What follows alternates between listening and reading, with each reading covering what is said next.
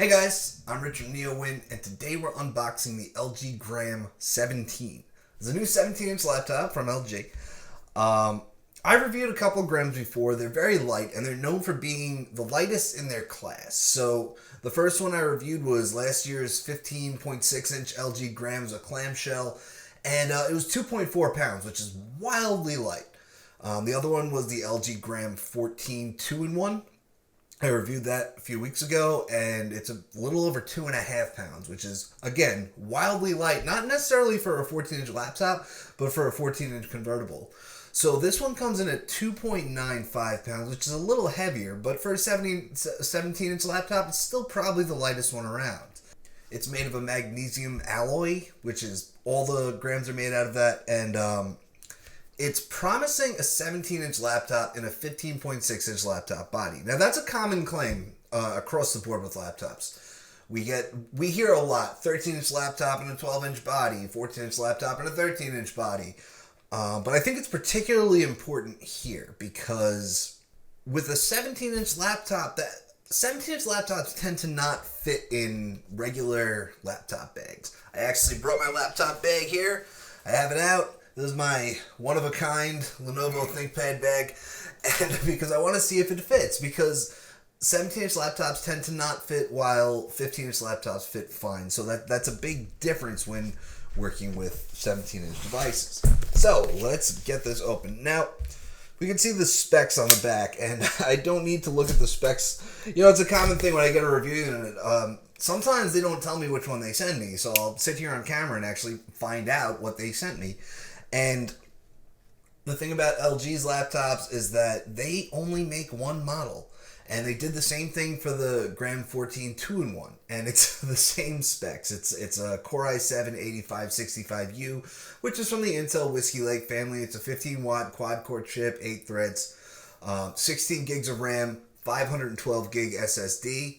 And that's what you get. It costs $16.99.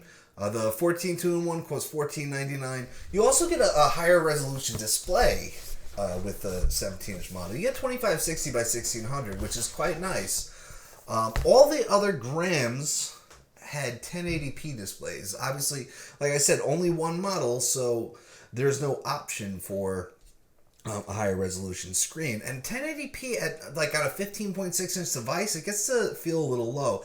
So on 17 inches, I'm glad they went with a higher resolution. So you see, it's a big device. I'm not sure about the 15-inch body thing. That I'm skeptical of that. But we're gonna see if it fits in my bag and how well it fits, because obviously 15-inch devices are fine. Okay, so take this plastic off. There's another plastic thing on here that I'm not sure about, but yeah, so we'll just leave it there for now. It is very light though. I mean, for a 17-inch device, honestly, most of the 17-inch laptops that I come across are built for gaming. Do they know? Oh, charges over here. There's a hole here that just nothing goes in. Most of them are built for gaming, mobile workstations. They tend to have 45-watt H-series processors, dedicated GPU, powerful dedicated GPU, and they tend to be thick and heavy, and they're very hard to manage.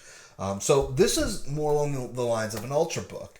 We can see it has USB Type A, HDMI, USB Type C. Over here we got another 2 USB Type A ports. And we also have, by the way, that Type C port is Thunderbolt. So it's full Thunderbolt 3, 40 gigabits per second, or you could hook up 2 4K displays or 1 5K display to it. It's great. And that's one of the things that I really love about LG's laptops, that they make these really light devices, but they don't make sacrifices. Well, they don't make a lot of sacrifices. They occasionally come across something that's a little off. We've got our charger. This is a charging cable here, and I'm going to guess that we do not have USB Type-C for charging. It uses a pin charger, which sucks. I mean, I don't like laptops that don't use USB Type-C to charge. Now, you can use USB Type-C to charge, and I'll get to that. By the way, we also have a USB Type-C to Ethernet connector, which these things are great. Yeah, so like I said, you can charge it with USB Type-C, but it's buggy. Or at least on the last laptop they sent me, it was very buggy.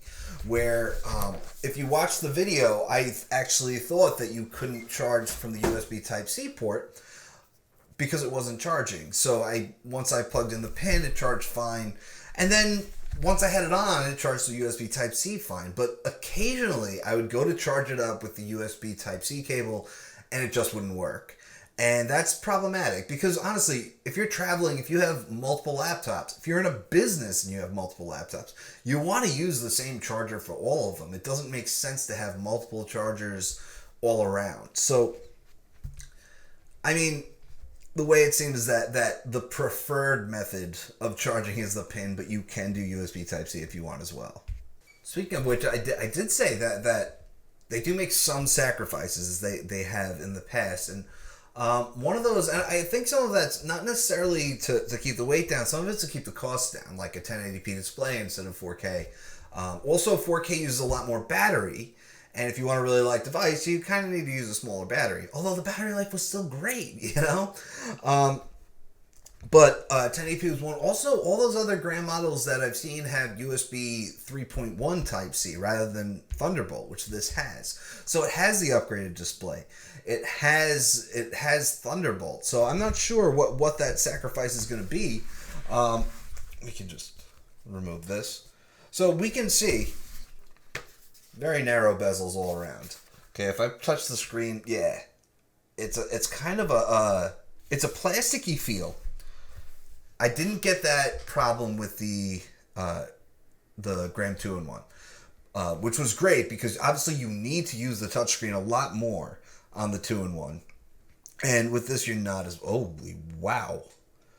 Okay, so yeah, this is not a touchscreen, but I said there's some stuff going on over here. Okay, I'm pretty sure I'm signed into whoever reviewed this last account. Just wild. A lot of it's written in probably Korean because this did come from South Korea, which is where LG is based. Okay, so yeah, it does have very thin bezels. So let's just throw it in the bag real quick. All right, and we'll just see how this fits. It fits in there rather nicely.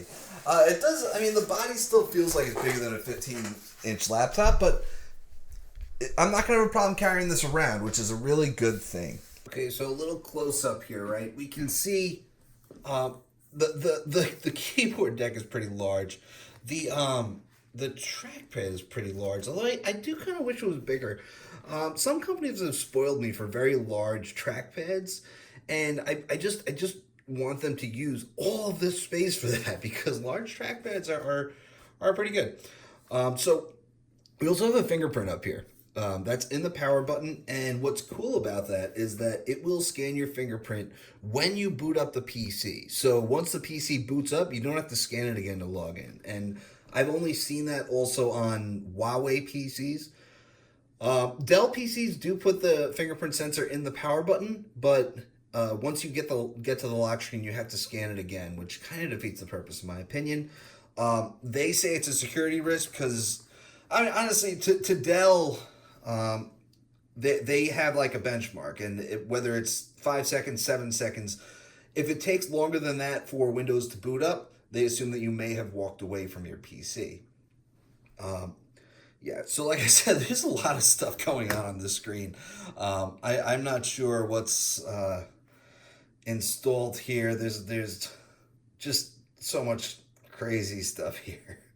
Anyway, we can look at through the start menu here, and we'll find LG software, which is LG Update Center. It's where you can update your drivers and such. There's not a lot of junk here, though. So I don't see McAfee, although that, for all I know, that could show up when I boot it up. When I do a factory reset. Let's just see. Is this signed into an account? Yeah, so it's just a local account.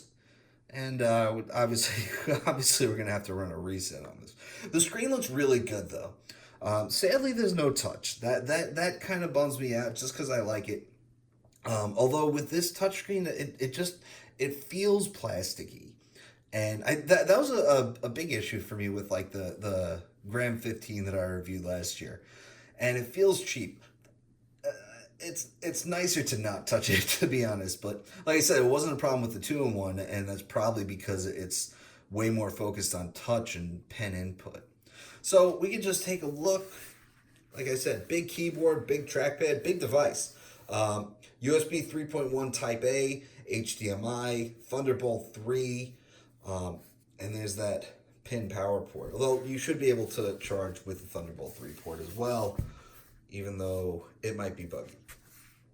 Micro SD, 3.5 millimeter combo audio, and 2 more USB Type A ports. It's a lovely device. So, who buys this thing? Well, it's a couple things. Like, as with any Gram laptop, if you want something that's really thin and light, well, not really thin and light, just really something that's very light, you get the Gram. I do think that that's something that's important because you want to be able to put your laptop in a bag. And the thing about light devices is that it just kind of feels like nothing is there, and that there's some value in that. And I say who would buy this because like there are some devices where I feel confident in recommending it to everybody. And like the Lenovo ThinkPad X1 Yoga is one of those. Another one's the HP EliteBook X360 1040. They're just fantastic devices that are just great all around. Like the Huawei P30 Pro, awesome. You know, so I don't know. I mean, I do have to spend more time with this. It is very big, and I don't know how well it's going to be being portable. So we're going to see about that. But definitely, if you're looking for something light, this is what you go with. I like that it only has one configuration. I like that LG doesn't give you that option of kind of choosing less than what you need. I don't know if you're that guy in your family where people ask you what laptop you should get, but generally this is how the conversation goes. People say, "Hey, I need a laptop. What should I get?" And you say, "How much are you looking to spend?" And they go, $200. You know, and I don't need any of that stuff that you need. I don't need that. That's not me. I just need to check Facebook and email. You know, so they want the lowest possible. Like, I agree with LG to not give people the option to go and say like, "Oh, all I need is a Pentium Silver, 4 gigs of RAM, and 128 gigs of storage." You know, and like you get a Gram, you get specs that will meet your needs. You know, no matter what. Well, not no matter what. You might play games or edit videos and stuff, but Core i7-8565U, solid. 16 gigs of RAM, 512 gig SSD, and what are we gonna call this? QHD Plus display. It's 2560 by 1600, so it's pretty solid. You know, there's no touch, sadly. You know, it's got a great fingerprint sensor, which I've used the same fingerprint sensor on other devices. I'm confident to say that. So, yeah, and I'll be playing with this for the next month or so until I have a review. So stay tuned for that. I'm Rich from NeoWin. Have a great night.